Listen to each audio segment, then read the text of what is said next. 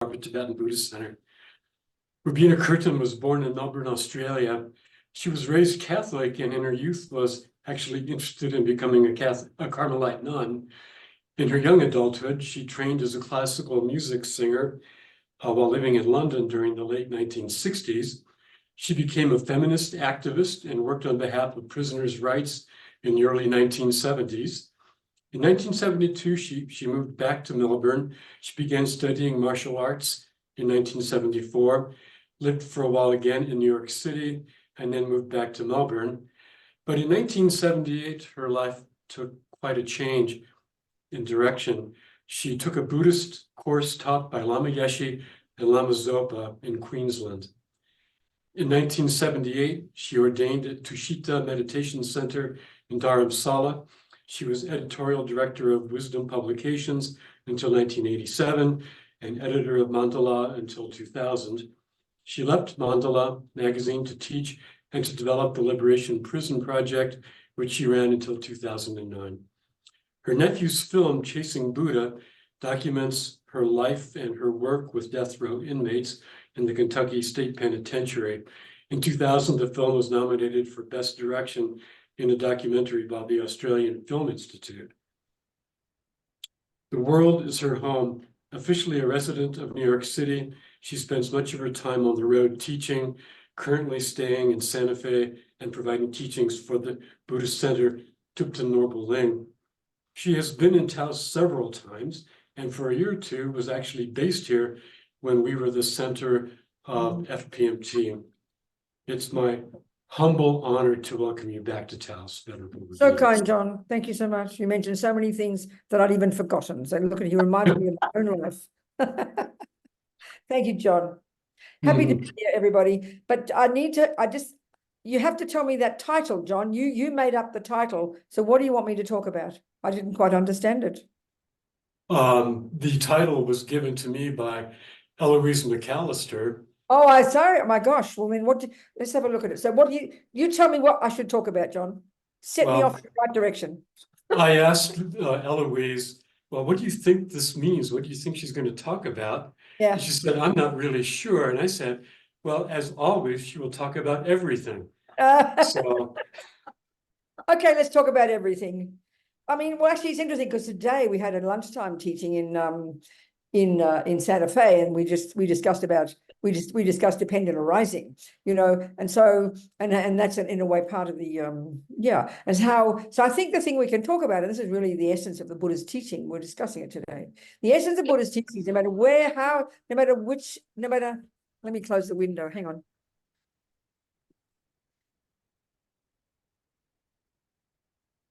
And then, John, I'll screen share the prayers. So why don't you let me know when you'd like that? Oh, we don't need about prayers. Don't worry about prayers. I forgot. Okay.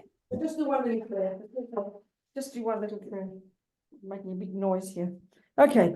So let's just do a prayer. Sure. We'll take refuge. So we're going to listen to these teachings. We're going to talk about the mind, the way Buddha, his whole approach of how the way the world appears to us, as Lama Zopa puts it, the way the world appears back to us, as Rinpoche puts it, is completely based upon what's in our mind. And this is the essence really of all of Buddha's practices, all the way from karma, impermanence, all the way to emptiness, how we see the world, the way a world appears to us is in the aspect. They say that in the aspect of whatever's in our mind. So the job is to work on our mind, and we'll discuss that. So here we'll take our little prayer. The first two lines here are just expressing our reliance on the Buddha, whose teachings these are, and his teachings.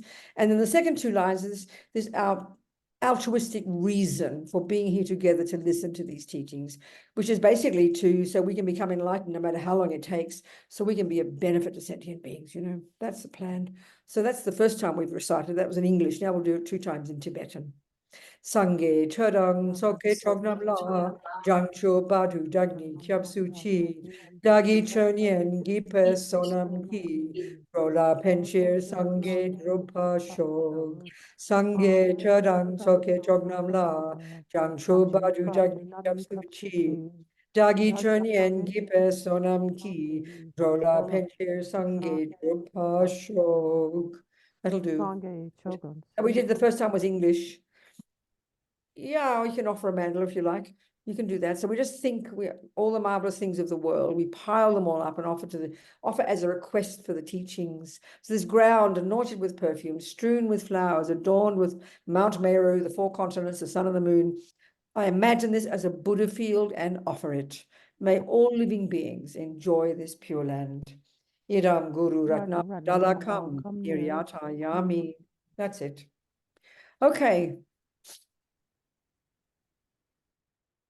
So really, all of what Buddha's teachings are, very simply, are his observation about the world, how the world exists. And this is a really interesting point because I quote this a lot, and it's really important because this point really helps us clearly know how to approach the Buddhist teachings.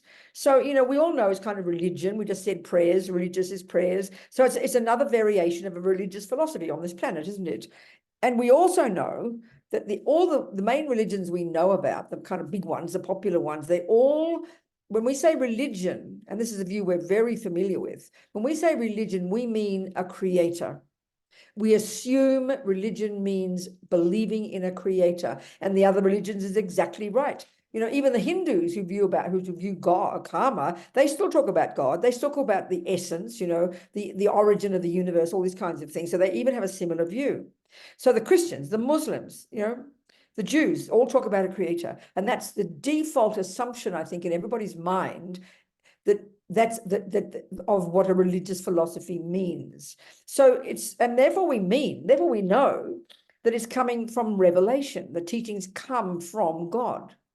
And this is so powerful for our mind. And therefore, because it's coming from God, a creator, an all-powerful being who decides to create the universe, who creates me, who creates the laws, this is what we assume is religious philosophy. Then, of course, you have to believe it.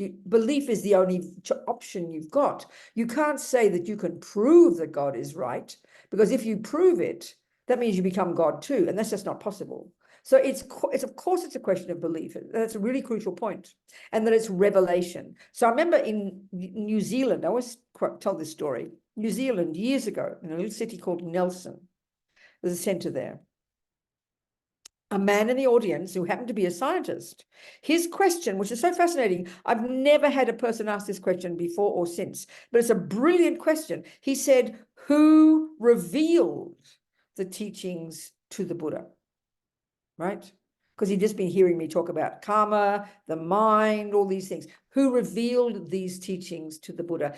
And it was an incredible question, because that's exactly what the view of religion is. So I said to him, well, that's an interesting question. I said, would you ask Einstein who revealed to him the teachings about, for example, relativity or something? And of course, he laughed. We all laughed, because we think it's funny to say that. But this is exactly the point. And the point that's shocking to us, even if we're Buddhists, it's still surprising to us that he's really exactly like Einstein. Einstein, or what we call a scientist, is a person who uses their mind and they observe what's in front of them.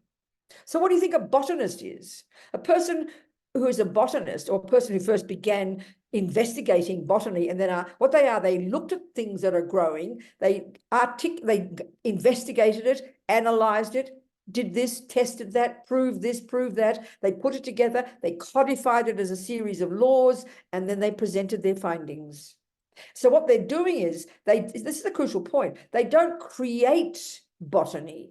They articulate what's already in front of them. This is exactly what we mean by natural law.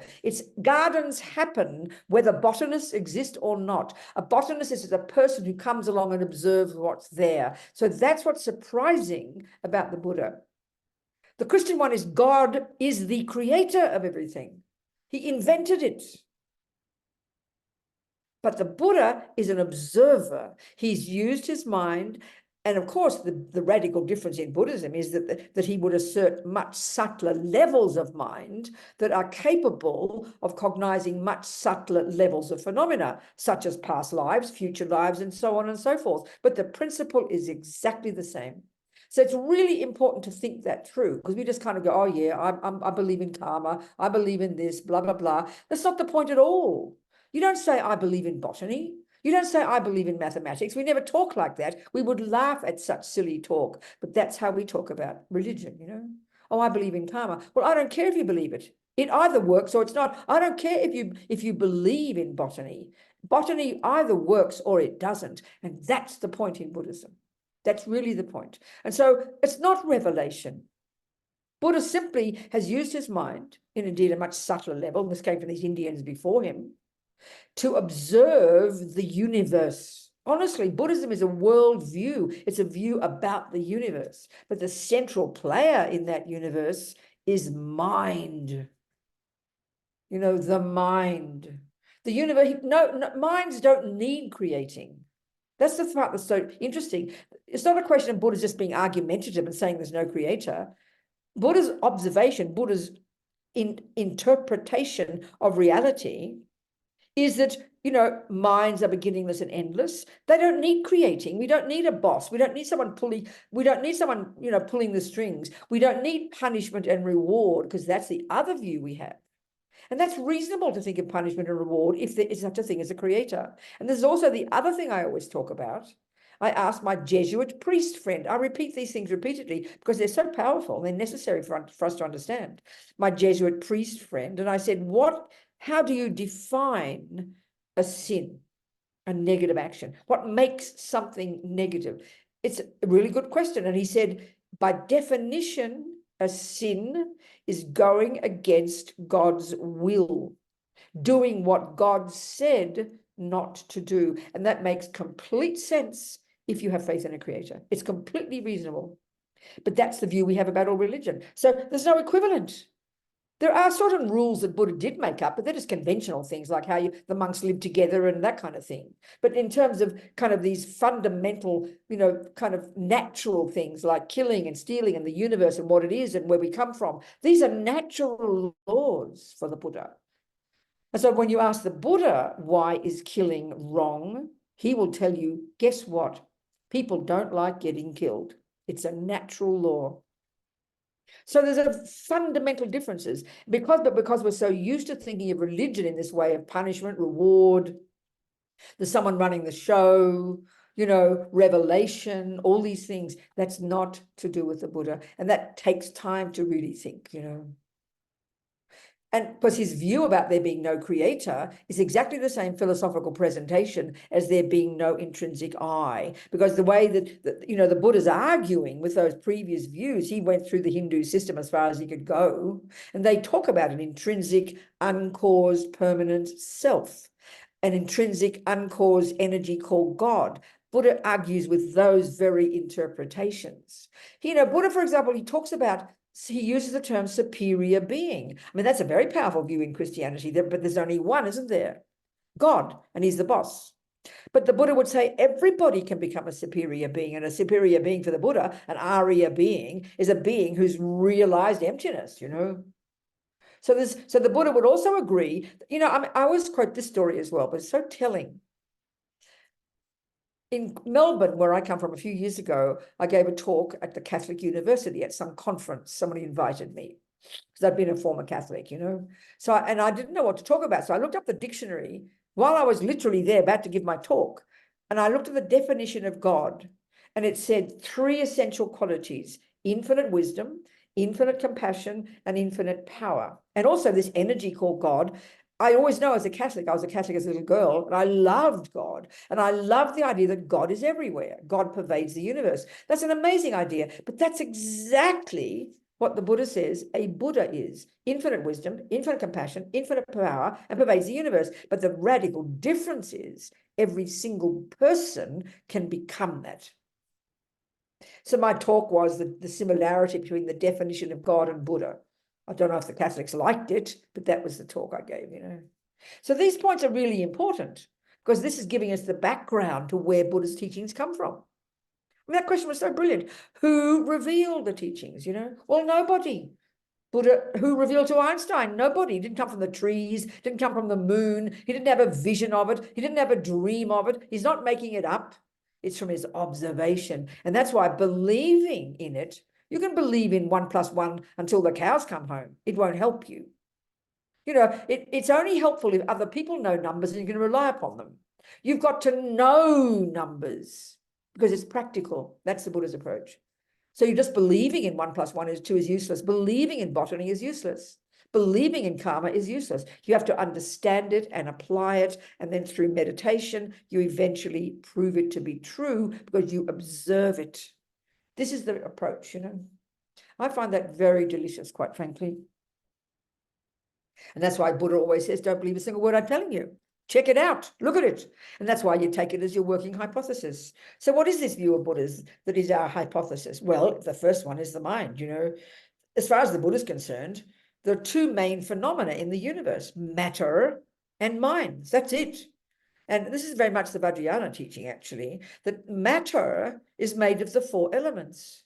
This body we have that's inextricably linked to our mind is the 4 elements. And then there is our mind. So the world consists of billions of minds, all of which are beginningless and endless. And then the universe consists of the 4 elements, and all minds are inextricably linked to their own set of the 4 elements. So this is the Vajrayana, it's very nice. And it's the same system as the Tibetan doctors use, you know. You've got gross body, which is your sensory consciousness, the body, and that's inextricably linked with your eye consciousness. You've got your sensory consciousnesses, ear consciousness, eye consciousness, nose consciousness, and that's inextricably linked with your physical body, the eyeball, the different nerves, the eardrum, and all the bits and pieces of the body that function inextricably with the consciousness. You know, it's not your eyeball that sees things. It's your eyeball combined with the eye consciousness that enables a cognition of shape and color, for example, you know. But then you've got subtle mind and subtle body. And this is where the materialist views don't go, you know. This is why when you die, your sensory consciousness have ceased, no longer heart, no longer breathing, no longer brain activity. That's what we mean by death. But the Buddha would assert, this Buddhist view and the Vajrayana, subtle mind is now there, which is your mental consciousness. And that's inextricably linked with the subtle physical energy. This subtle nervous system, 72,000 subtle channels, and coursing throughout those channels, these subtle wind energies that are inextricably linked to your own states of mind. This is the view, you know. So that what the mind does is that determines the character of the winds. Non-virtuous states of mind pollute the wind energies, which in turn eventually ripen as sickness of the gross body, and in turn over much longer time karmically impact upon the external elements, which cause the imbalance of the external elements. So the whole universe for the Buddha is the creation of all the minds in the universe. You don't need a boss. You don't need a creator. We do fine creating our own suffering, and Buddha's giving us methods to create our own happiness. And that's really, I know when I first heard the teachings from the Lamas, as John said, back in 1976 in Queensland, when I first met the Dharma, this is what I knew I'd been missing in my life, this concept of karma, you know, that puts us as the central player in our lives. I found that very tasty, you know. Because if you're a Christian, you believe God made you. And if you're a materialist, well, you believe mummy and daddy made you. There's always someone else who makes you. That's a weird idea in Buddhism, I tell you. We make ourselves. And this is the view of karma. And what part of yourself is the main part? Your mind. So we better know what the mind is, because this is absolutely central in Buddhism. Everything, finally, and this is not pretty, it's not cosmic. It's actual, but it's surprising to us because it's not our view in the West. In the modern world, that the mind is literally the creator of all realms, all hell realms, all spirit realms, all animal realms, all human realms, all God realms, and of enlightenment. Minds. This is a very fascinating view, you've got to admit. So we have to understand, therefore, the way karma works, the nuts and bolts of the law of cause and effect, and then we have to understand the mind itself. These are the nuts and bolts of all the Buddhist teachings in the first and second scopes of the Lam Rim, you know. This is the absolute basis. So every word of these teachings that we get from our lamas in Tibet. They came in the great Nalanda tradition, carried in the minds of the holy beings back in the 7th century, which then came from all the great tradition before that, the great masters and yogis, which tracks itself right back to the Buddha, you know? And it's coming from the Buddha, but also from all the observation of all the people since the Buddha who've also become Buddha, you know? Such as they just passed down kind of concretely every word that Buddha says. This is information coming from the experience of all the practitioners since the time of Buddha. And this concept of lineage, we understand this. I mean, my mother was a classical musician. It's a really important point. So she was playing Bach's music, and she was teaching me. Now, where'd she get this information from? She wasn't just repeating what Bach told her, you know, kind of stupidly. She had practiced Bach's music, which she got from her teacher, and that person got it from their teacher, and that person got it from their teacher, and you track it right back to Bach. And it's a living lineage of Bach's music carried through the minds of real human beings who took it deadly seriously and applied all the rules that he put, and they also become their Bach. That's exactly the same as Buddha. You know, it's totally experiential. Because the Buddha says every one of us can become Buddha. So it's practice, totally practice. Believing in it is worse than useless. It's a good step, but it won't get you anywhere. You know, your mother sends you off to the market and says, buy me 7 oranges. If you don't know how to count, you are useless. You know, so experience is the point. And you're proving what Buddha's right or wrong. That's it. Because he's either right or he's wrong. Karma is either a valid presentation of reality or it's not. Emptiness is either a valid presentation of reality. Impermanence is a valid presentation of reality or not. Bodhicitta is a possibility or not. It's rooted in being a presentation of Buddha's findings about what's possible. Just like Einstein. He says, here's my findings. Here's my methodology. Now it's over to you. You know, that's it. So it's totally experiential. It has to be. And this is why the one of belief is so enormously different. You can definitely believe in mathematics. It'll help you a lot to do that. But if you don't know mathematics, you're in serious trouble. Same with karma, same with emptiness, same with bodhicitta, same with impermanence, same with everything. So the entire Lam Rim is a presentation of Buddha's own direct experience of how things exist. So then when we hear that, that's also still interesting. So then we think, oh, if I fill my head with all these thoughts and things, I know how things exist now. Yeah, but you've got it, because it's got to be verified by experience. And that's the part that takes time.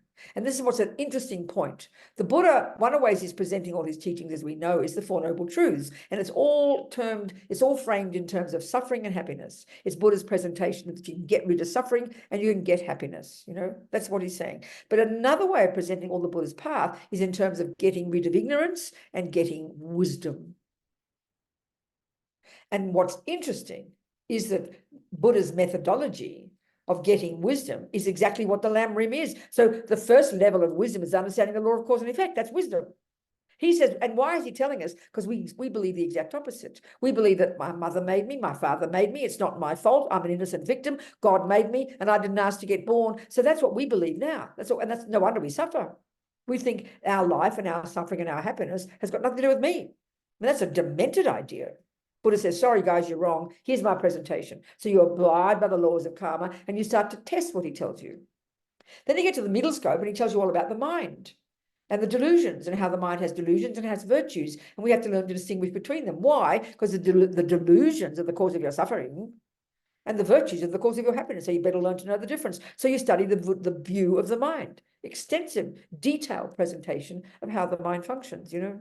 And then you investigate your own mind based upon that knowledge. And then you start to do the job of lessening the neuroses, which he says we can do, and growing your virtues. You're proving the point. Then you get to the compassion wing, and now he says you can continue work on your mind, and now you can break down the barriers that ego has constructed between self and other, and you can develop even more amazingly in your mind. You now proactively develop all the virtues, the goodness, the love, the compassion, the great compassion, which all culminates in bodhicitta, this outrageous shift in your mind, such that now only what you think about is others. I mean, that sounds like mental illness in our culture, but this is what he says we can accomplish. So it's all to do with what reality is, how things exist. But the interesting point is getting in touch with this level of reality is at the same time the method to stop suffering. Getting wisdom about how things exist is the method to stop suffering, because we suffer because we have a bunch of other views about reality that he says aren't in sync with reality. That's why we suffer. So it's like all our lives, this is how, for example, attachment, one of the main sources of our suffering in day-to-day life. It's a delusion in the mind. It's a misconception that believes that happiness comes from that beautiful boyfriend, the delicious cake, or whatever it might be out there. It's totally we believe it totally. And Buddha says that's a misconception. So because you believe in something that doesn't exist, no wonder you suffer. You set yourself up for suffering, and then it increases and increases.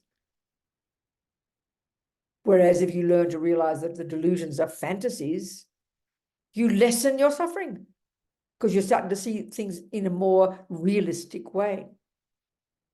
But what's interesting in our culture, this also takes time.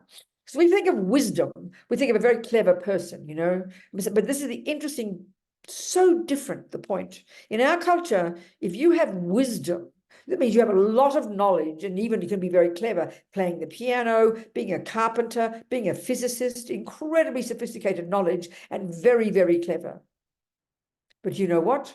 That wisdom gives you knowledge, makes you clever, but you can, if you you'd be the best physicist on the planet, but you would still go home and beat up your husband and children because you're neurotic, because that wisdom doesn't stop suffering. That's the radical difference for the Buddha's view, that the wisdom he's talking about is the wisdom of seeing things as they exist, ridding the mind of the nonsense, and quitting your suffering. That's what's so shocking, amazing, in fact.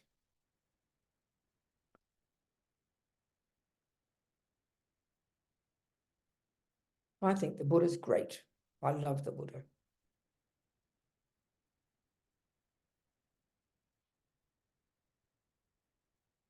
So this is all, so what we can do, well, you have to start somewhere. You go to school, you go to listen to Mr. Einstein tell you all about relativity, and you're so excited. And you say, well, where do I begin? Well, you got to go to school and learn about 1 + 1 is 2, don't you?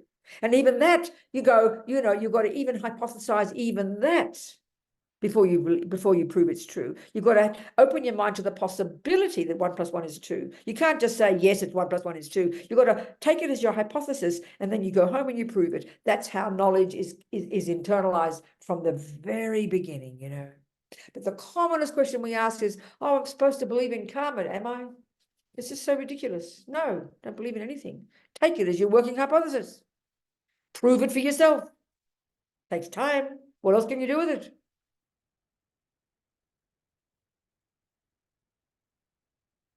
So karma, it's the law that runs the universe. I promise, it's called the Buddha. It's the law within which the universe runs. It's the law that runs in the minds of all sentient beings, or it's the law that runs our minds, whichever way you like to put it.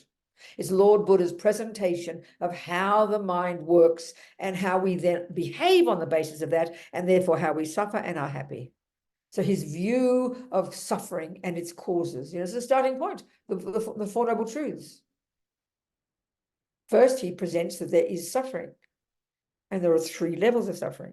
The first one is the suffering of suffering, in-your-face suffering, the heavy-duty stuff. That's easy to see, and it's the only one we think of as suffering. It's when the bad things happen. The second kind of suffering is really scary. It's what we call happiness. It's so shocking. Buddha calls it a more subtle, more nuanced level of suffering. It's a shocking thing to hear. The third kind of suffering is so abstract for us, we can't even hear it. And he's telling us, this is the first truth, there is suffering. Then he says, guess what? There are causes. And we all know that if you've got a problem, you first have to identify the problem, and then you have to identify the causes. Once you've identified the causes of a problem, you can then, that implies the solution. So the same with Buddha. First, there is suffering. Second, there are causes. Third, you can get rid of suffering and its causes. And fourth, the methodology, how to do it. Very simple. And this, even though we're all good little Buddhists and we do our Vajrayana practice and we do our mantras, we do our prostrations, we all go blah, blah, blah, but we can't bear hearing about karma. You know, it's very fascinating. And it's so hard to apply it. It's really quite subtle, you know. Because what Buddha's saying is that every millisecond of every mind that exists, all the ants, all the dogs, all the hell beings, all the spirits, all the humans, every millisecond of what goes on in our mind is either a negative thought or a positive one or a neutral one. We'll forget the neutral. So we'll come down to these first two. Is either negative or positive. This is kind of beyond simplistic almost for us. It seems so ridiculous because the mind seems so complicated. But there are about 1 million thoughts a second. Every thought is either a negative one or a positive one.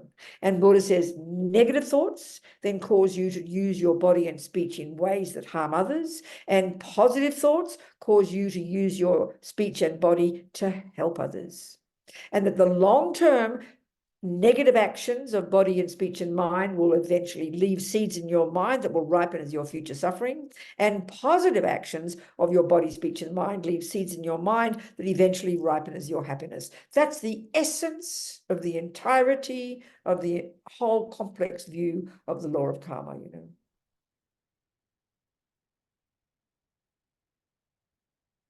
And every sentient being creates their own happiness and their own suffering. Like His Holiness says, karma is like self-creation.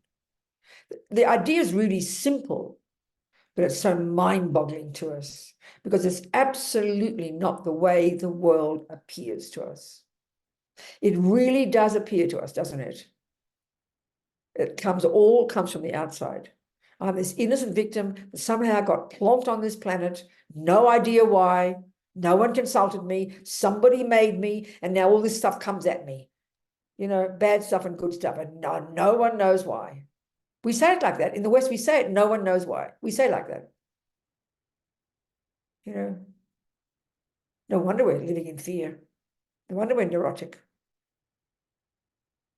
So Buddha says that's not a problem. He's observed that actually, like I said, everything we so based on that first point, that whatever we think and then do and say, sow seeds in the mind that ripens eventually, because seeds will bring fruits as happiness or suffering. Forget the neutral. There's only going to be happiness or suffering, one level or another. It's very fascinating. So the very first level of understanding karma, the first kind of suffering is when the bad things happen. So what does that mean? Well, the bigger term, the longer big picture, as we know, is the view of rebirths, types of rebirths. Let's forget that one. Let's forget that completely. Just we take it from the human life point of view. So here we are, a bunch of humans, okay, on this planet. So we can see in this life, a human being has a mind. A human being has thoughts and feelings and emotions. And so we can see that there's many kinds of minds on this planet. You've got human beings that are more like Hitler, who have very negative states of mind, very harmful states of mind, very deluded states of mind that do very heavy actions to harm others. We can see that.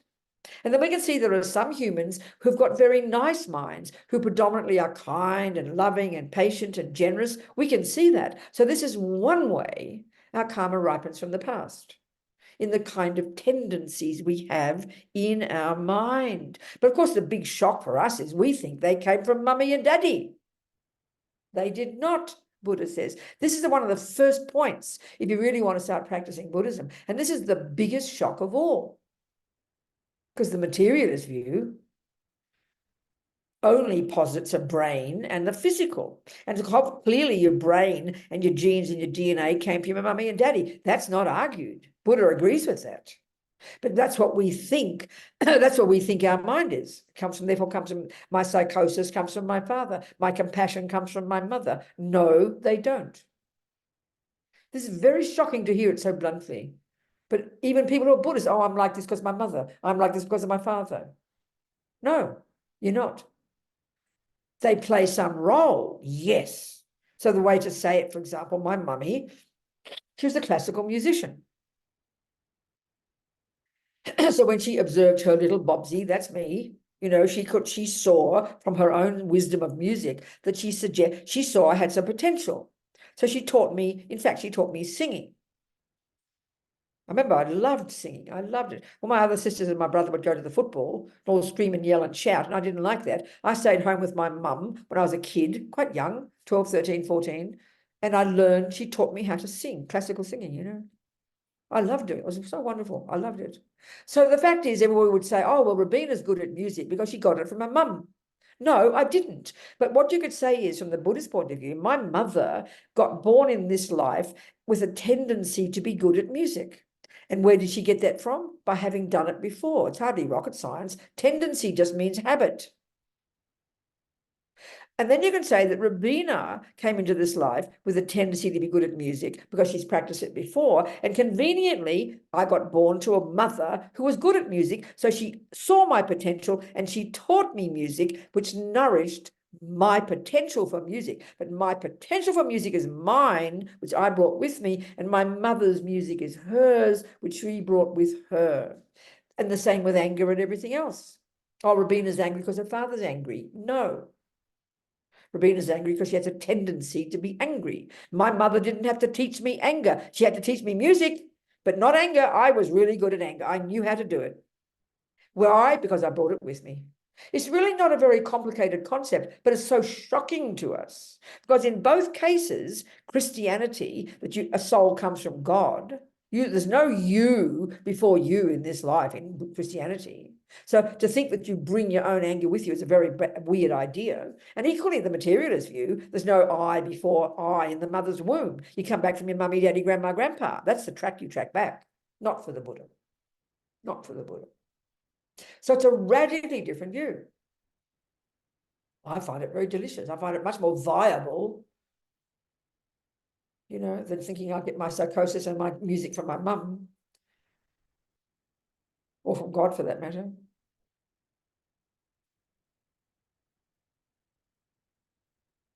So one of the first things, therefore, this view taking this as your working hypothesis, what this brings already is a sense of accountability and responsibility. You stop feeling like a victim. You own responsibility for your anger, for your love and kindness and music as well. You've done them before. So up to me to know what to do with them. So do I want suffering? No, I don't. Well, the Buddha says, guess what, honey? Don't harm others and learn to give up anger. It's hardly complicated. Why? Because you, Robina, don't want suffering because they're the cause of your future suffering. You go to your doctor, she says you don't want cancer, Robina, so stop smoking. That's why you stop smoking, because you don't want future cancer. That's why you give up anger, because you don't want future suffering. That's why you stop killing and lying and stealing, because you don't want future suffering. It's not complicated. You take responsibility. So the second way your karma ripens in this life, and this is what we mean by suffering. Think about this. This is what we mean by suffering. This is called experiences similar to the cause. In this life, there are 3 traps of karma. Within this life, 3 tracks of karma. One is your tendencies. You're born with certain mental tendencies from having done those things before, whether it's music or football or killing. And we can see the kinds of people on the planet, you know, the crazies and the good people. All got a bit of mixture of both, isn't it? The second way our karma ripens, it's called experiences similar to the cause. And you think about this. We are very social beings, aren't we? We from the time of conception, we have a mother, a father. We get out of the womb, we have brothers and sisters and aunties and uncles and cat and rats and cockroaches and other people outside the house. And guess what? Up until now in your life, think about it. You've either met sentient beings who have harmed you, or you've met sentient beings who have helped you. There's a third lot who are called strangers who have done neither. So there's happy experiences at the hands of others, and there are suffering experiences at the hands of others.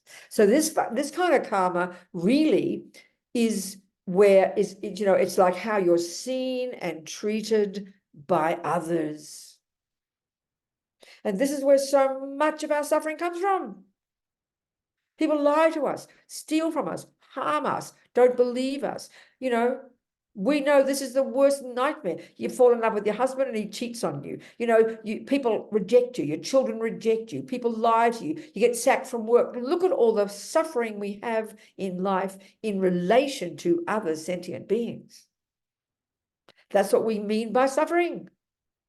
That it's the worst pain on the planet, being harmed by others, being hurt by others, not being respected by others, not being loved by others.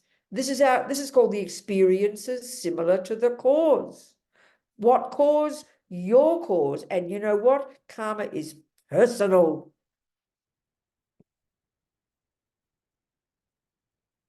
You see, karma is a natural law. It's not like a belief, it's a natural law. And laws are coherent. So they say, if you have the experience, you must have sown the seed. If you sow the seed, you will get the experience, just like gardens, So if someone lies to you, you can deduce logically that you must have lied to them. Yeah, 42 lives ago, maybe. Otherwise, they wouldn't be lying to you. Not possible. If a person doesn't believe your words, even if you're speaking the truth, it's because you've lied to them. If a person's kind to you, you can deduce that you've been kind to them in a past life, even if you're mean to them now. So whatever we experience at the hands of others outside there in the world, as Lama Zopa says, it's our own karmic appearance. It includes all the good things as well, because we forget those. We only think of karma when it comes to the bad things. But all the good things, every minute of your day, if you have a house, that's due to your past generosity, like a miracle, not living on the streets. If you have food, if you have all access to things, even you're fairly poor, but you've got access to things and resources, this is a miracle. This is the fruit of incredible generosity. When you look at the world and see millions of people who have none. They've got a human body, they might have good virtues in their mind, but there's no generosity karma, so they have nothing.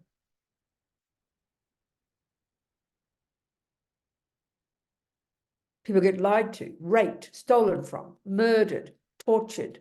People get loved, taken care of, given things. So if you've got people who love you in your life, don't take them for granted. It's the fruit of your own kindness. It wouldn't be happening if you hadn't done it before. So this is a huge view that completely changes the way we see the world.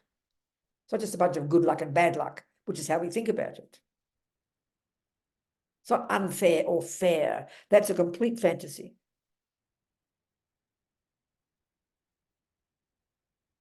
The third way in this life that karma ripens, our past karma ripens, it's called environmental karma. So we've got the outside world in terms of close relationships, friends and enemies, people who harm us and people who help us, right? But then we've got the physical world that also includes people.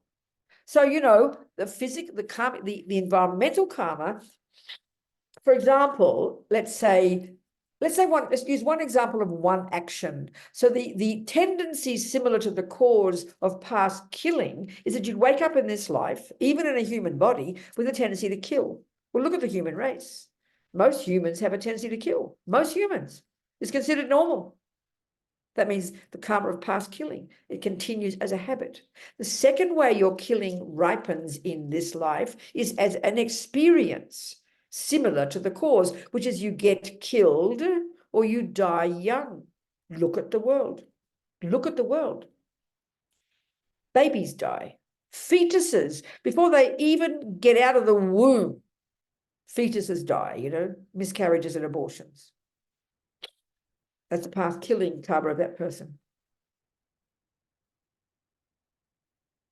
The third way killing karma ripens is, as in the environmental sense, is you're sick, got a weak body, you get sick easily, you know.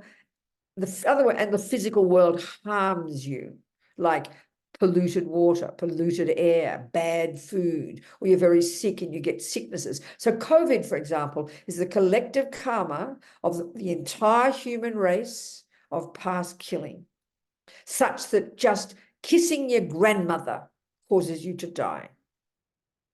Because we know with COVID, it doesn't come from rabbits, you know, it comes from other human beings. So that's really intense, that the physical world, and it doesn't mean they're doing it to you on purpose. When a person harms you due to past karma, that's called the experience, similar to the cause. But this one, a person who adores you can give you COVID and you can die.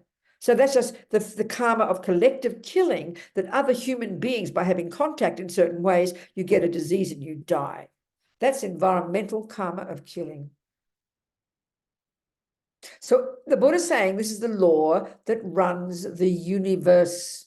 It's not just random, it's not occasional, it's every experience anybody ever has, any tendency in your mind that you've ever had, anything of the environment, that any way the outside world impacts upon you. It's the main cause is your past action, and then the secondary cause is the thing itself that's happening.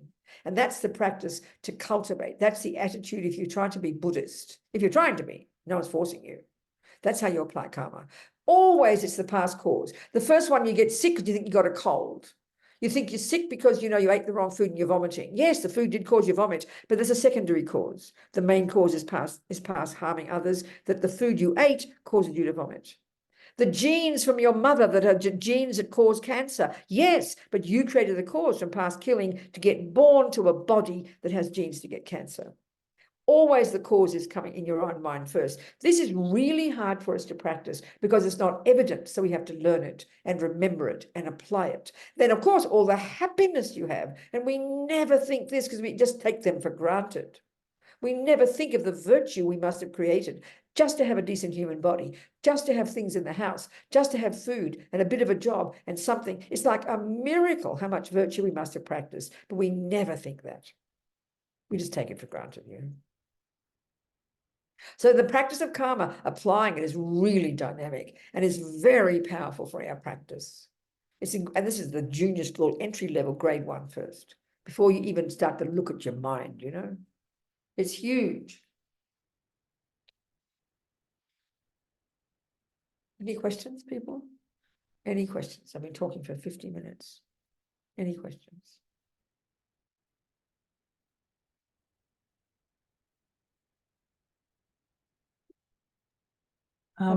Please unmute or raise your hand if you have a question on Zoom.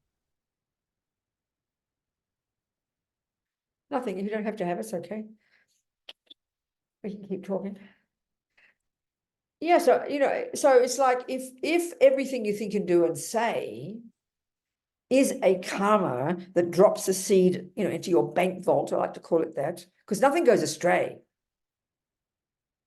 Then, and if the ones that are driven by attachment or anger or annoyance or frustration or anxiety or jealousy, you know, they cause, if you do actions based on those with your body and speech, then those seeds will drop into your mind, into your negative bank vault, and will ripen as your future suffering. See, the actions, this is why the very beginning, Buddha at least begins by exhorting us, suggests that we don't kill, we don't take the ungiven, as Tibetans call stealing, and we don't jump on the wrong partner. Three actions of the body. So why does he, it's a really important point. Why would he exhort us not to do those things? Well, you know, Jesus has his list of 10 things as well, doesn't he? So this is, again, the radical difference. You ask Jesus, why should I not kill? And the answer is very clear. Jesus will say, because God said. So if you kill, you go against God's wishes, and then you will be punished. The Buddha, you ask him, why should I not kill? He will tell you, first there's a negative action because people don't like to get killing. But guess what, Robina? Why I'm suggesting that you don't kill is because that will sow seeds in your mind that 1 will cause you to get a suffering rebirth, 2 will cause you to have wake up with a habit to kill, 3 will have you get killed or die young, and 4 have an unhealthy body and be sick. So that's what he's telling you. And that's the reason why he would exhort us not to kill. But we hear it as, oh, here we go again, punishment and reward. I'm not supposed to kill. I'm a bad person. I'll get punished. That's how we think, this dualistic view of punishment and reward. We've made it up, It's not like that at all. It's just the same reason Buddha tells us not to kill is the same reason his doctor says don't smoke, because it'll give you future suffering. And that's the part I think most Buddhists, even Buddhists, miss this point. We think, oh, well, I shouldn't kill because I shouldn't harm people. True, but that's not the real first reason. It's because it'll harm you. But we think, oh, that's selfish. No, you've completely misunderstood Buddha's teachings if you think that way. That's what we have to learn to do first. You've got to know you're sick of your suffering first. Then you can have compassion for others. We all miss that one. Even the person I know is a Buddhist teacher. He has this, when he does his 4 opponent powers, his purification practice, he thinks regretting killing is like, oh, I shouldn't have done that. I'm a bad person. That's just neurotic. We've got to see, and that's hard to see because just if you go and kill that ant or that dog or that fish, you don't see any change in your life. You don't see any suffering come. You don't see someone come along and harm you. So then it's very hard to think that killing can cause you future. And that's why we have to have confidence in this teaching of karma and decide you're going to use it as your working hypothesis. No one's telling you have to. You decide that. It's so important, all that part of the process. Regret is the first step in your purification practice. You acknowledge that you killed, and then you say, I regret having done that. Robina, you talk to yourself, and then you say, why do I regret it? Because you know what? I've sown a seed in my mind, and it will keep getting bigger and bigger, and it will bring fruits of my suffering in a lower realm, my tendency to kill, me getting killed, and being sick. Well, I don't want that, do I? So that's why I regret it. We really miss this point. So fascinating. That's what drives us to karma. That's what drives us to want to have good ethics, because I'm sick of suffering. You can't leap over that and just think, oh, it's all compassion. That's too advanced. Renunciation and regret and everything is based on compassion for yourself.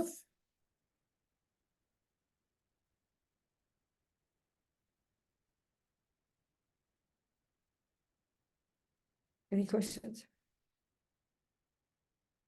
Did Joey have a question? I thought Joey said she had a question. No? No question in there from Joey? I have a question. No? I have a question. Yeah, hi, sorry, I have my Who's got picture a on. Good on you. Yeah. Brienne, talk to me out here. Oh, Joey has a What- question. Okay, first Yes. Joey. What's your question, sweetheart?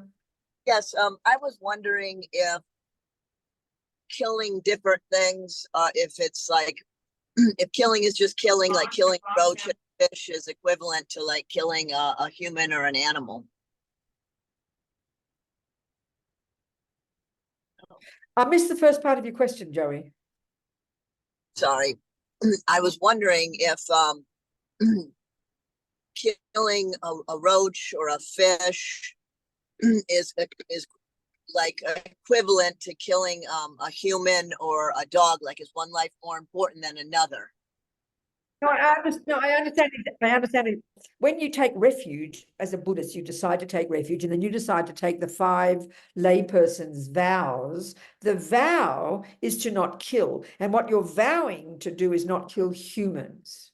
Then, of course, you also want to try to not kill. You break the vow in a major way if you kill a human, but still, if you kill the roaches and the mice and so on, you kind of you're kind of breaking in a minor way, but you can purify it. But we've got to look at the logic of that, because as a human, there's far more opportunities to do something useful with ourselves. It's not as if you should hate roaches. It's not a question of that. But a human is more it's more powerful, the karma, to kill a human, and of course it is, than to kill a cockroach. But the key point here, though, too, Joey, when it comes to what it is inside our mind, when we kill, that's the real factor. So if you have real loathing for cockroaches, real anger, and you slaughter cockroaches, you could argue that's a very heavy action because of the intensity of your anger that drives you to do it. Do you understand my point? Or you might just kill a cockroach accidentally. Or so it's all a question of what's driving you in the mind that makes the karma heavier or not heavier for you. Do you understand that point?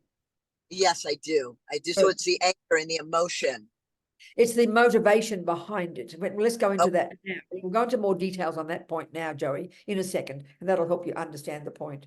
But before Okay, that is Adrienne. Talk to me, Adrienne. Mute yourself again, Joey. That's good, darling. Go on, Adrienne. Talk to me. Well, I'm glad you brought up purification, because I was about to ask about that. Yeah. You know, talking about karma, it's just so fascinating to me. But I can't help but think that sometimes karma sounds like something from the Old Testament, which is an eye for an eye, you know? Yes, I understand.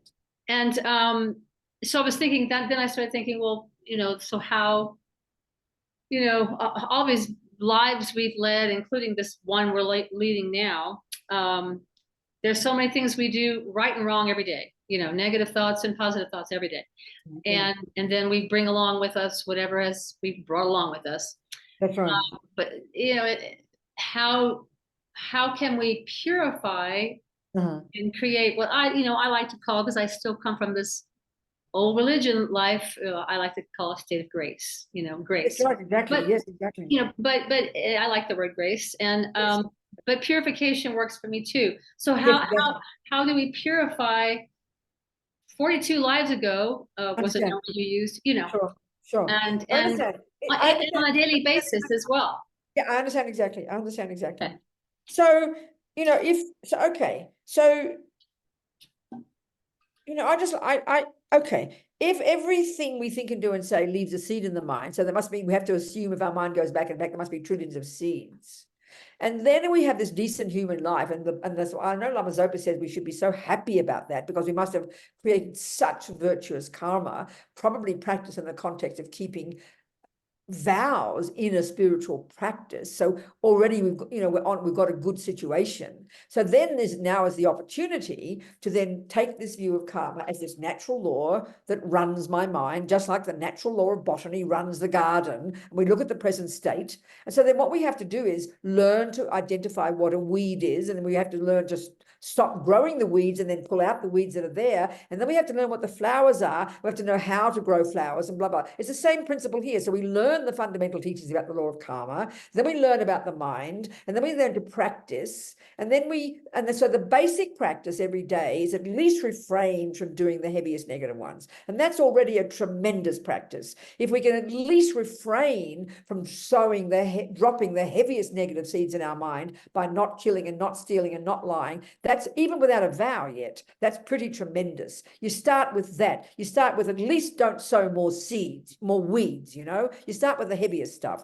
Then when you at least start to not kill, steal, and lie, what you're doing is already you're harnessing your behavior in a nicer way. And now you've got more space to start to look into your mind. And now you can start to identify the anger and identify the attachment. And you can start to then change your mind and learn to try to be your own therapist and become and not buy into the anger and not follow it. So it's a gradual process. First with the body and speech, you harness that energy, the servants of the mind. Then you start to harness the energy of the mind. And this is just day-to-day practice. But then on top of that, you have these extra little pieces of practice that make this job much easier. And one is to live in vows of good ethics. So, I mean, the Buddha really goes on about his vows. And I mean, we get nerves when we hear about vows because it just sounds like somebody squashing us. I shouldn't do that and shouldn't do this. But my feeling is it's just a very strong decision we make that you won't do a certain thing. And that's very powerful psychologically. I mean, if you decide, oh, I really one day should go on a diet, and then suddenly one day you say, I will go on a diet, you decide to go on a diet, that firm decision to refrain from eating too much is way more powerful than just occasionally not eating too much. So that's the power of a vow. They even say in the Buddhist teachings that a vow is like a subtle physical energy visible to clairvoyance. I mean, it sounds pretty cosmic. So living in vows, Lama Zopa says, and this is Buddhist teaching, a stupendously powerful way to increase this habit not to kill and steal and lie. Plus, also, by living in a vow not to kill, it protects you from further killing. It even protects you from having to be forced to kill, because suddenly the cockroaches will go away. But also, it puts atomic bombs under all the past seeds of killing. Because by purifying killing now, you're purifying past killing as well. You're shifting the tendency in your mind. So living in vows, so okay, this is where also it's so important when we do an action, in order for a karma to be a complete action of killing, for non-killing, for example, a virtuous karma, there've got to be 4 things in place when you do it. 1, there's got to be a living being, like that mouse. 2, your mind involved in it, which is the thought, oh, I must not kill the mouse, and then your compassion that propels you to have that thought. The 3rd point is you do the action, you save the mouse. And the 4th one is the mouse is a living mouse. So that's a complete action of not killing. Now, we need bucket loads of those in our nice little bank vault just to make sure we have good morality and get good life and get a good human life. Now, the thing is, though, the only time we create that virtuous karma of non-killing is when you meet the mouse and you have a strong thought, I mustn't kill, and you have the compassion. Well, how often is that in a day? We're being nice people, we're not killing, but you're not creating the karma of not killing because your mind has to be involved. So the teachings say, and as Lama Zopa says, if you've got a vow not to kill, then 24 hours a day, you're living in that vow and keeping it, you're ticking over the virtuous karmic seeds of non-killing. Like in other words, being good is not enough, Lama Zopa says. You've got to really get ahead, and living in vows is a powerful way to stop the habits and to purify those tendencies from the past, and to then give space, because it's like pulling out the weeds, and now it gives you space to create more virtue and to do the good things. So vows is one powerful method for lessening negative habits and purifying the past ones. And then the other practice is to purification. And that every day, Lama Zopa says, we're insane not to do this practice every day. It's sort of like you're cleaning up your act at the end of the day. You do some weeding. So there's 4 steps in that. The 4 R's. So the first one is you regret whatever you've done today that's negative. You harm, kick the dog, badmouth your boyfriend. And then you think of the things you've done in this life, like killing or whatever. And you say, I regret that. And you're talking to yourself. It's very personal. I regret having done that because I must have sown negative seeds in my mind when I did them. And I don't want those seeds to ripen. So I regret that because I don't want the future suffering. And then you can think, whatever I've done in past lives, I regret because I don't want those seeds to ripen. Then you think, well, whom can I turn to? So you go to the second step, which is reliance. So then you take refuge in the Buddha. You're delighted you've got a nice doctor who's giving you the methods. He doesn't purify you, but you utilize Buddha's methods to purify you. Rely upon the Buddha. At the same time, at that second step, you also now have compassion for those you've harmed. Third, you do the practice, the remedy, and you visualize or say mantra, and you imagine putting atomic bombs or purifying all the negativity. And the 4th one, resolve, you make a determination to change. So it's a very powerful 4 steps, maybe, did I send any course notes? I didn't send any course notes, but what I'll do, John, is send you a PDF of these different teachings I'm giving here and this practice as well. And you can download, you can send it to all the people, or they can get it in the chat box or whatever. But I'll send all those things. So this is the idea, Adrienne. So living in vows, purifying every day, this getting ahead of the game. You're beginning to use these tools to pull out the weeds like crazy, which gives more space to then practice virtue and goodness and do positive things. Do you understand? Thank you. Yes, I do. Thank you. Good. Thank you so much. What else, people? I'll make sure I send that PDF when we finish the class. Who else? Any questions from anybody? So all this is the very first level of practice. And this is tremendous level of practice already, you know. And you're setting the ground. You're purifying all the tendencies. You're pulling out all the karmic seeds. You're controlling your body and speech. You're harnessing the energy of your body and speech.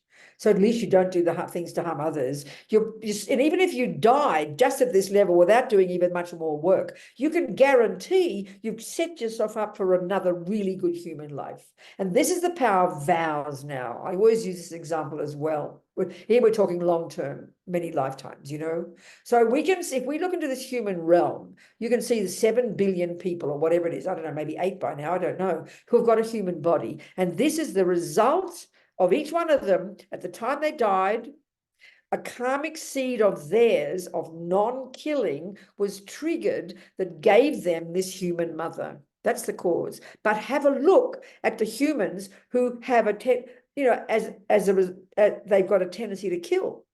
They get killed, or they die young and they get sick. So millions of humans have got a human body, but don't have the results of non-killing when it comes to tendencies, experiences, and environment. And that's because they haven't lived in vows of morality in the past. Because vows are tremendously powerful. You know, my feeling is a vow too. Don't think it's religion. When you drive a car, and I'm really serious, think of the number of things that you have decided not to do. That's a vow. And that's how you learn to drive a car. I will not put my foot on the brake at the same time as the accelerator. I will not turn the wheel left if I'm going to turn right. There must be hundreds of things that you have decided you will not do. And that's so you can drive a car nicely. Well, these vows are vows that turn you into a nice human being. So if you live in these vows of not killing, not stealing, not lying, you purify your mind every second of your day. And then next life, this is the point, you will wake up with a human body, number one. But number two, you will have no thought to kill. Look at how many humans have no thought to kill. Not many. Number three, you will not get killed and you will not die young. And number four, you'll be fat and healthy and live a long life, and whatever you eat will nourish you. Even bare minimum, the fruit of living a good life, of being moral and ethical, living in vows and purifying, is that you can be assured next life you get an excellent human life. Plus the practice of generosity. We need morality or good ethics to get a decent human body and decent human conditions, but we need generosity to get the difference between a person living in a desert and us living in a nice little town called Taos or Santa Fe with a house and money in the bank. That's the fruit of generosity. So that's what we need to get another decent human life, and then access to spiritual path so we can keep on moving, so we can achieve Buddhahood, you know. So vows are tremendously powerful psychologically, and it's so helpful to understand it, not just some religious thing, you know. Yes, Mary. Venerable, there's a question in chat. How does one make official vows? When you formally take refuge with somebody, at the same time, very often after the refuge ceremony, you would then take the 5 lay persons' vows. And I think Geshe-la in, Santa Fe would do this from time to time, or if you know other teachers.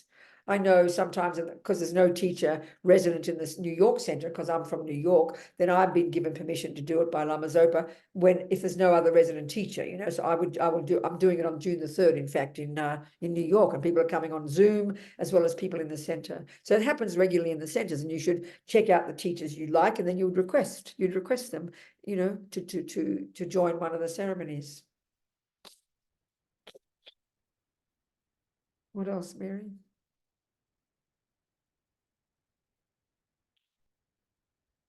Nothing else? Okay, so very first level practice, using the view of karma, living in vows, which is very powerful for our own sake, and plus purifying, then you can really delight that you are living a brilliant life, I tell you. Even if you don't do much more, even if you don't start to look into your own mind, even if you don't meditate much, even if you don't practice compassion, even if you don't think about emptiness, already you have a tremendously good life. Be happy with that. And then it'll bring excellent results when you die. You'll die peacefully, you'll have a really good human body, and you'll continue to practice the spiritual path. So this is the ground level, foundation practice. We all rush off and want to meditate, but you can't look at your mind if you can't control the servants of your mind. And this is what we never think about much in our life. you know, our speech. Look at our speech. We're nice people, but look, we vomit everything out that we feel. We have no control over our speech, you know. We harm so many people because of our speech and therefore harm ourselves. So controlling our behavior is incredibly beneficial. Then it gives you space to begin to work with your mind, which is the next level, you know. Yes, Mary. Okay, Venerable, the question in chat is, do you want to unmute? Sorry, I've got the wrong question. If we are not killing animals, but still eating meat, is that killing? It's not the same, you know, but we've got to really look at it carefully, because we can see with every individual person, there's a different scenario. You can have principles about what weeds will grow in what gardens and what flowers, but everywhere the environment is different. So, you know, so the same with negative karma. So for example, there's no question if you eat meat or fish, an animal has died, you know. But also we forget to remember, when we're little vegetarians and vegans, we can get a little bit holy. We can think, oh, I'm not eating meat. But excuse me, you know. I remember one guy in Australia, a scientist, got fed up with all the fundamentalist vegans and vegetarians giving lectures to people. And he said, you're completely crazy. And he quoted this wheat field out of Melbourne, a wheat field. And in the off season, millions of little field mice gather there. And he had pictures of them. He said they're cute. They live, you know, he says they sing love songs to each other. There's cute little animals. But guess what they do when they have to put the wheat in the ground to feed the vegetarians and the vegans, as well as the meat eaters? They slaughter them. I mean, millions of little mice, slaughter them. I remember this all came up for me because on Facebook years ago, when I was in Liverpool in England, I had a picture of me on Facebook in this brilliant cheese shop, and I was buying some kick-ass cheddar. And then this fundamentalist vegan, when he saw the picture, how dare a Buddhist nun eat cheese, giving me a lecture, you know. So I didn't want to be political, so I quoted this story. This a wheat field, and they slaughter millions of mice when they grow the wheat. And he said, oh, you can't help that, that's just collateral damage. I mean that's the most bizarre thing I've ever heard. How can you argue? Because just because you don't eat the flesh, that doesn't mean that people didn't die for your wheat. But we're so fanatic, I think, about eating. We only go on about whether you eat meat.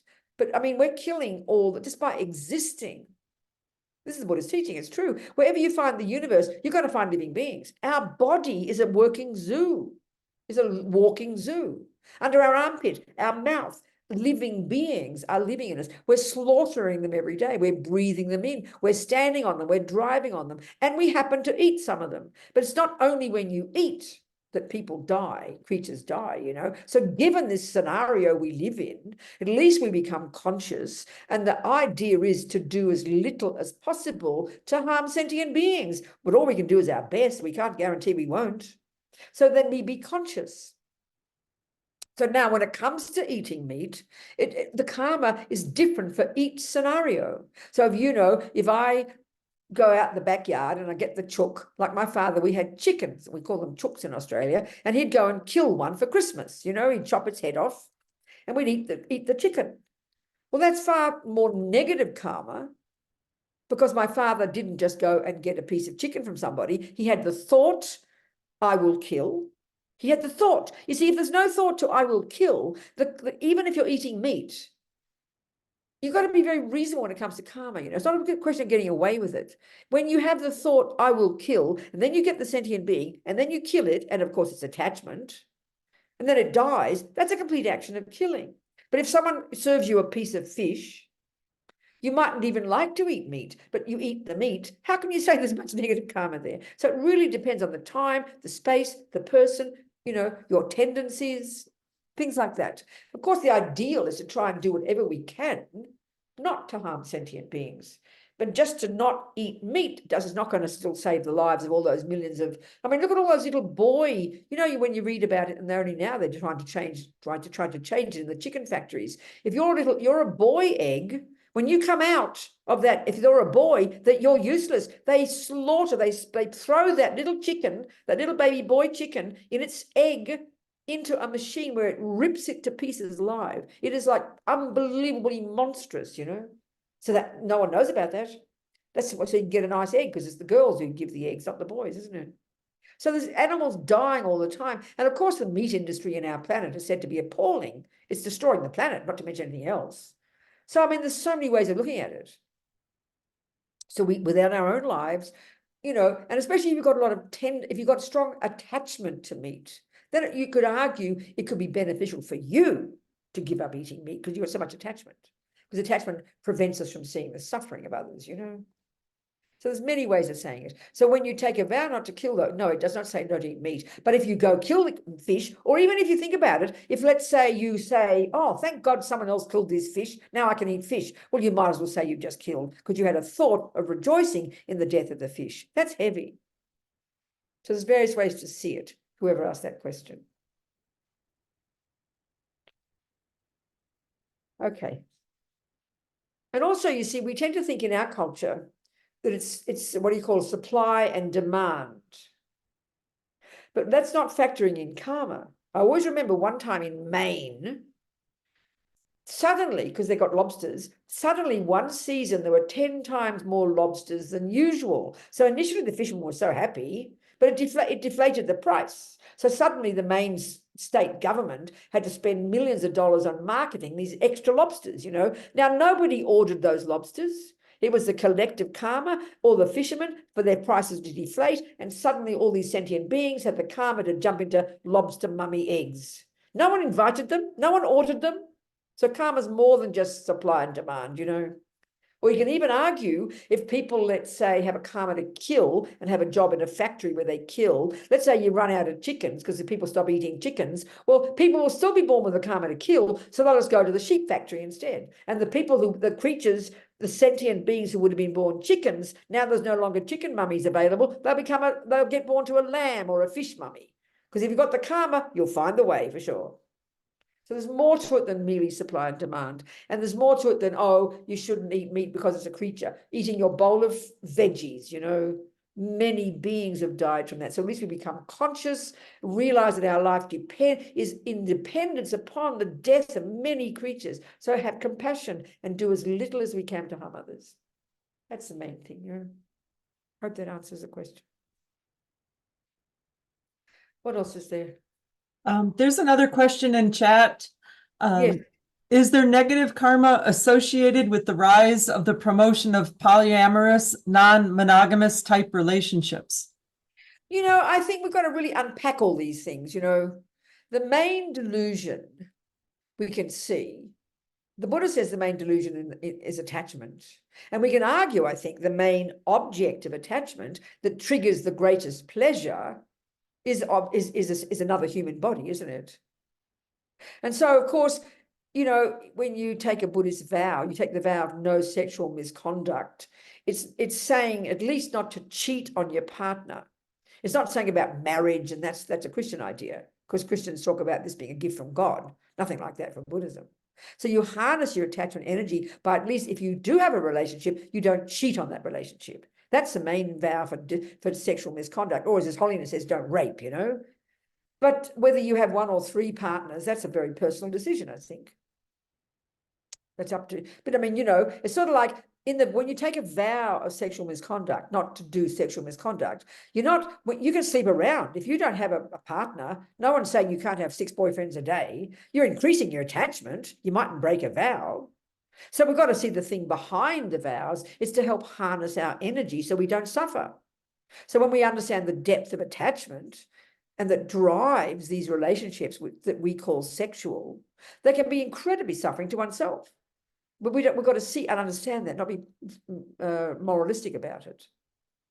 Whether you've got attachment to watching videos for 5 hours, or eating food all day, or jumping on 17 boys a day, the actions always that connect with another are more harmful because you're harming another as well. So there's no sort of moralistic issue around it for the Buddhist one. It's all driven by attachment. So if you want to have sex with 5 people, it just increases attachment, that's all. And I'm sure it increases jealousy and increases the fear and pain of relationships. And the fact that you're having all these different relationships, and I read the different stories. It's nice, these interviews in the New York Times and things about these people living like this. All power to them. But it just seems to me intense and exhausting, And you're defining your life in terms of sex. this relationship, that relationship, another relationship, making sure you talk to your husband when you have the other one. It's just intense, exhausting. I think it's exhausting, frankly. So it's like we've got to look at all these things, try and see our mind and what it does to us, you know, not be moralistic about it. I'm glad to be a nun, thank you. No relationships at all. Very happy. Save so much problems. What else, people? Questions? Time to go home any minute now.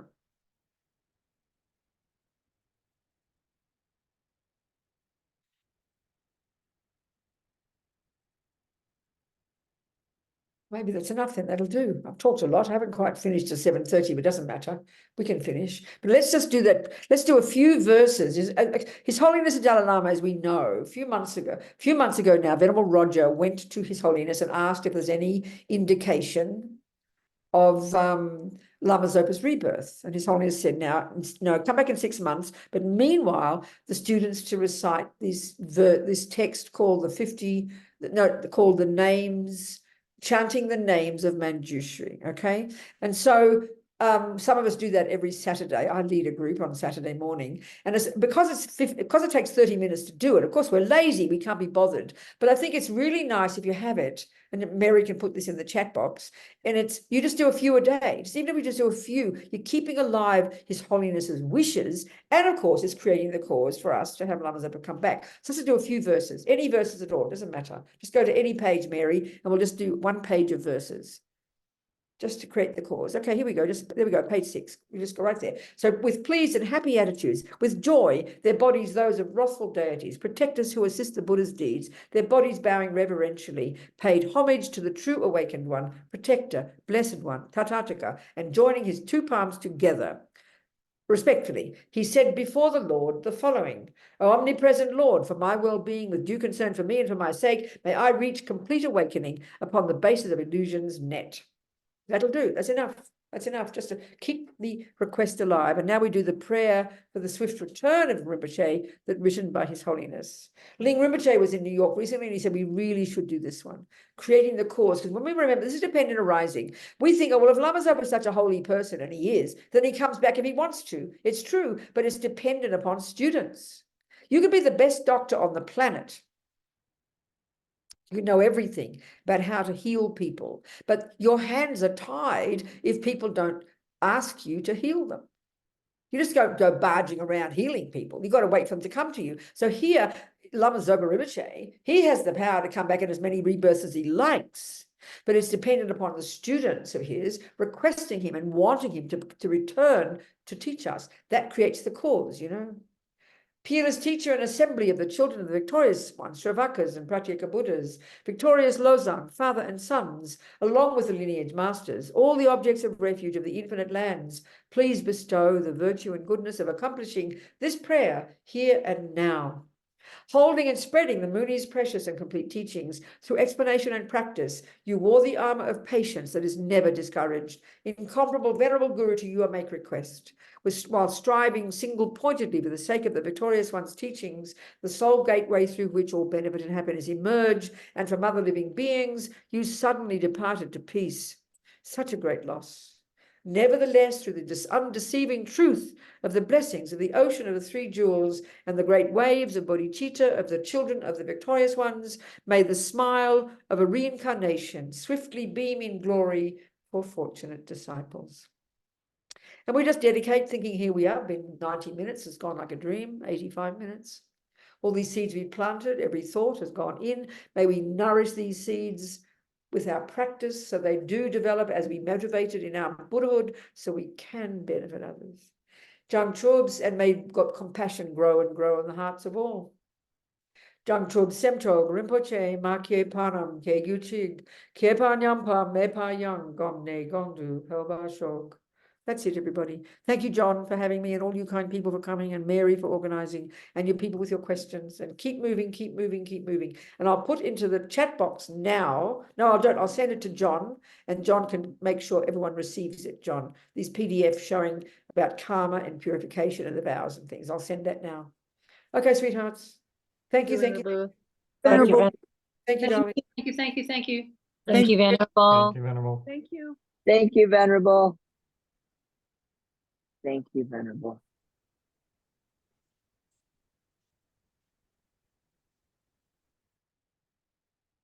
Thank you, everybody, for attending. Mhm. Hey, John. Thank you. So John, the material